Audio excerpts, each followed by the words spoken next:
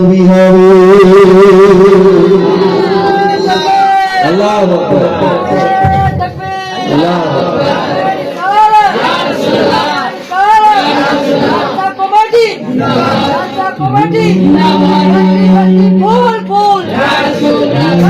যদি দিতে হয় নবীকে দিও, আর ভালো যদি বাঁচতে হয় নবীকে বাসো।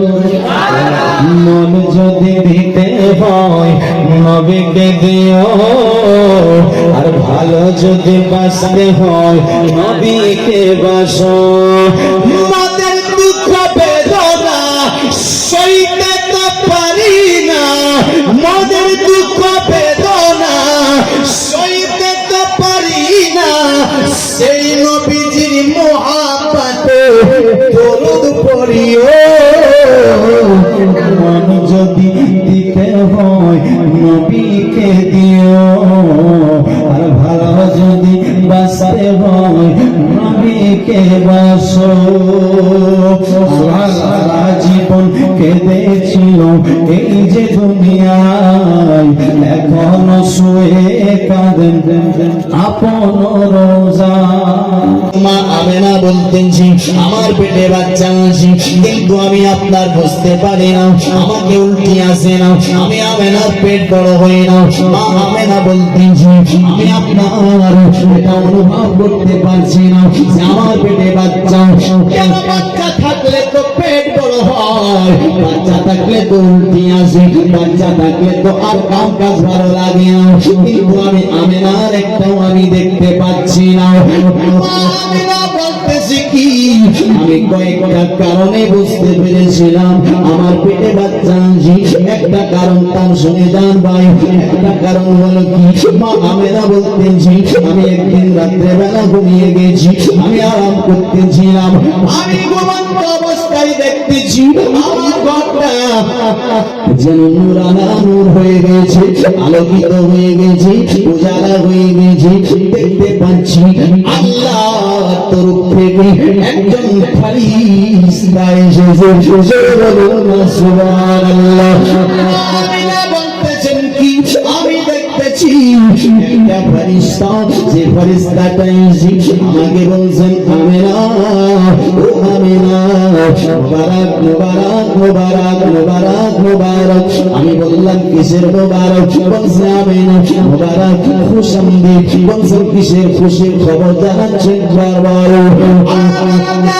আমিনা বলতেছেন কে তুমি, কে তুমি আমায় খুশি খবর দিচ্ছ কেন?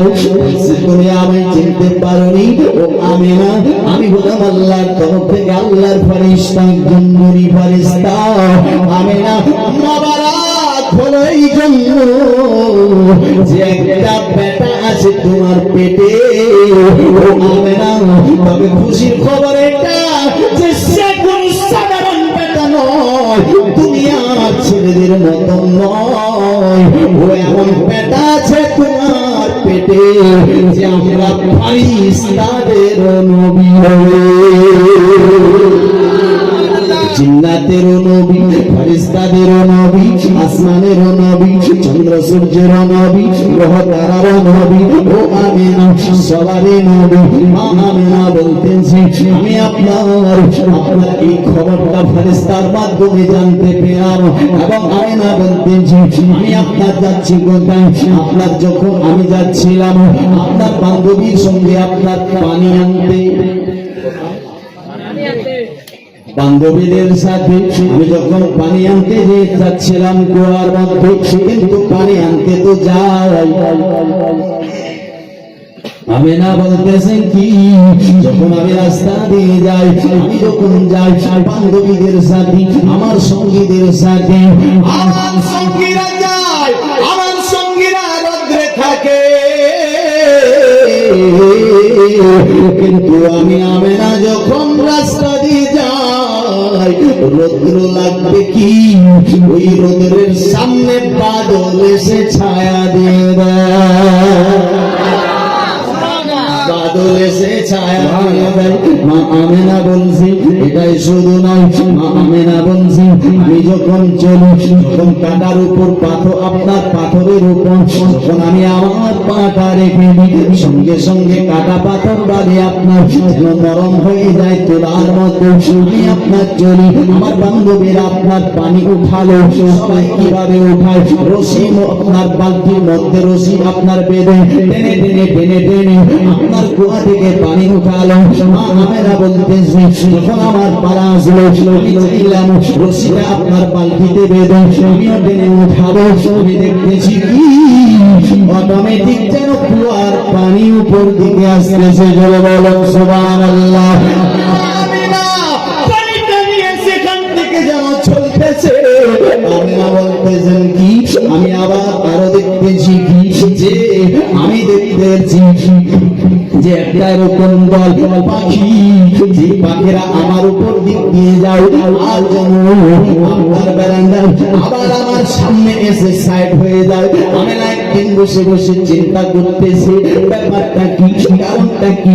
বাদল আমাকে ছায়া করে আপনার পাখিরা আপনার সাইড হয়ে যায়। আমি না বলতেছি আপনার যখন পাথরের উপর আপনার পা রাখি পাথর আপনার যেন গলে যায়, পাথর যেন মোমের মতন হয়ে যায়, তুলার মতন হয়ে যায়। কি ব্যাপারটা কি, আপনার বাড়ি সবাই তাকে সালাম জানাচ্ছে, পাথর তাকে সালাম জানাচ্ছে। সবাই যখন সালাম জানায় আমি না চিন্তা করছিলেন, তারা সবাই বলতেছিলেন আমেনা